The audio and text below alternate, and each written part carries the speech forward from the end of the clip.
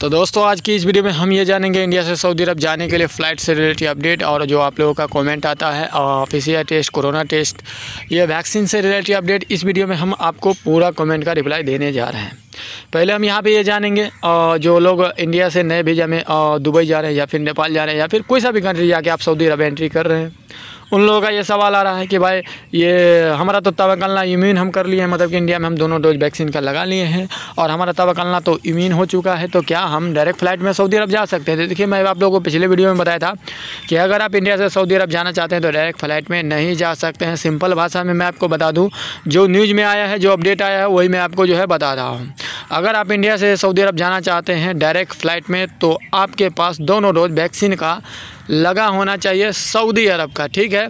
अब यहाँ पे ये भी सवाल आ जाता है कि भाई क्या नया, मान लीजिए कि हम सऊदी अरब में दोनों वैक्सीन का लगा चुके हैं और हम सऊदी अरब से इंडिया आ गए, मतलब कि सऊदी अरब से हम इंडिया आ गए फाइनल, तो क्या हम उस नए वीज़ा पे जा सकते हैं? तो देखिए, अभी तक ऐसा कोई भी अपडेट नहीं आया है, लेकिन आप जा सकते हैं।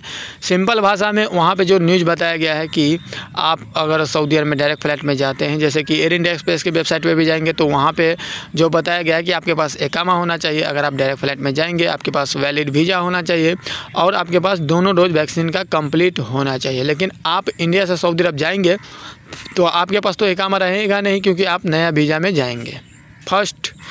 दूसरा कि आपके, मान लीजिएगा आपका वीज़ा वैलिड है, लेकिन आपका ये वैक्सीन भी आप सऊदी अरब का दोनों चीज़ ले लें, दो चीज़ आपका कंप्लीट है, लेकिन आपके पास इकामा नहीं है, तो आप हो सकता है तो आप इंडिया से सऊदी अरब नहीं भी जा सकते हैं। लेकिन जो नियम बताया गया है कि जो लोग सऊदी अरब में वैक्सीन लगा लिए हैं वो लोग इंडिया से सऊदी अरब जा सकते हैं। तो आने वाला टाइम में कुछ ना कुछ अपडेट आ जाएगा तो मालूम ही पड़ जाएगा।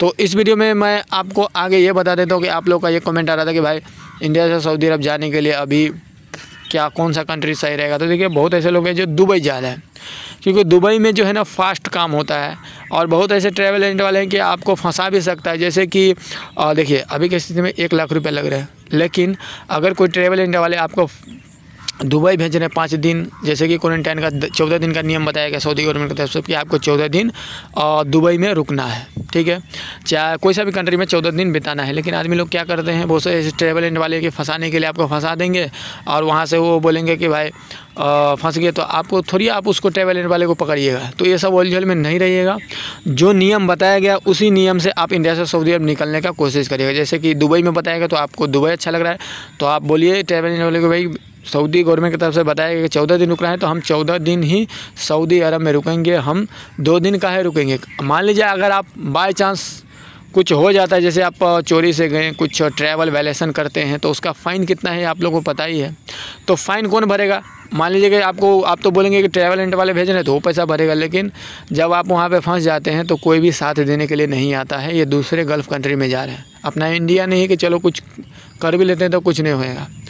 तो ये बात ज़रूर ध्यान में रखिएगा कि इंडिया से हम सऊदी अरब जा रहे हैं, हमको 14 दिन दुबई में बिताना ही है, भले 1 लाख रुपये लगता भी है तो आप 1 लाख लगा के ही निकलिएगा, ठीक है। अगर आप फंस जाते हैं तो लगभग 20 लाख रियाल और 5 साल कितना साल का जेल है, बहुत सारा फ़ाइन है। तो इतना आप फ़ाइन कहाँ से भरिएगा? जो नियम बताएगा उसी नियम से आप जाने का कोशिश करिए। अब यहाँ पे बात करें तो फ़्लाइट्स के बारे में, इंडिया से जो लोग सऊदी अरब जाना चाहते हैं तो और जिसका तवक्कलना इम्यून है, उसके बारे में मैं पिछले वीडियो में बताया था। देखिए, अगर आप इंडिया में दोनों वैक्सीन लगा लिए हैं तो आपका तवक्कलना इम्यून भी कर लिए हैं, जैसे इस सर्विस पोर्टल पे आप रजिस्ट्रेशन कर दिए और आपका तवक्कलना इम्यून हो गया। अब बहुत लोग सऊदी अरब में वैक्सीन लगाए हैं तो उनका भी तवक्कलना इम्यून है, तो क्या वो दोनों आदमी जिसका तवक्कलना इम्यून है तो क्या वो डायरेक्ट फ़्लाइट में जा सकता है? तो आप बिल्कुल नहीं जा सकते हैं। अगर आप सऊदी अरब का वैक्सीन लगाए हैं और आपका तवक्कलना इम्यून है तो ही आप जा सकते हैं। इंडिया का वैक्सीन लगाएं, अगर आपका तवक्कलना इम्यून भी हो जाता है तो आप डायरेक्ट फ़्लाइट से नहीं जा सकते हैं। सिर्फ ये होगा कि आपका जो सऊदी अरब में जाएंगे तो आप कोई भी मॉल में जा सकते हैं, अगर वगैरह कोई भी सिस्टम है तो वहाँ पे आप जा सकते हैं,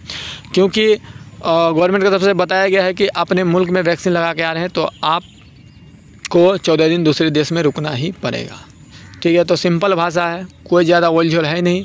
आपको अगर दुबई जाना है तो रैपिड टेस्ट इंडिया में ही होता है, पीसीआर टेस्ट इंडिया में ही होता है, ठीक है। आपके पास इंडिया का सर्टिफिकेट होना चाहिए, तभी आप दुबई में 14 दिन बिताने के बाद आप सऊदी अरब में आराम से जा सकते हैं। तो ट्रैवल वायलेशन अगर कोई ट्रैवल एजेंट वाले आपको भेज रहे हैं तो भाई ऐसा बिल्कुल भी ना करें, क्योंकि दूसरे देश में हम जा रहे हैं। मैं आपको बार बार बता रहा हूँ, आप लोग अब अपना ऊपर है भाई। देखिए अपना चॉइस है। आदमी किसी को अच्छा बात आदमी बोलता है तो आदमी लोग को लगता है कि भाई ये गलत ही बोल रहा है। जब आदमी फंस जाता है तब जाकर आदमी को याद आता है कि हाँ भाई ये सही बोल रहा था। अब दूसरा यहाँ पे बहुत लोगों का ये सवाल आता है कि नया वीज़ा, भाई नया वीज़ा के बारे में बताइए। तो देखिए नया वीज़ा तो आदमी लोग को, आप लोग को हर एक वीडियो में बताता हूँ कि नया वीज़ा स्टार्ट है।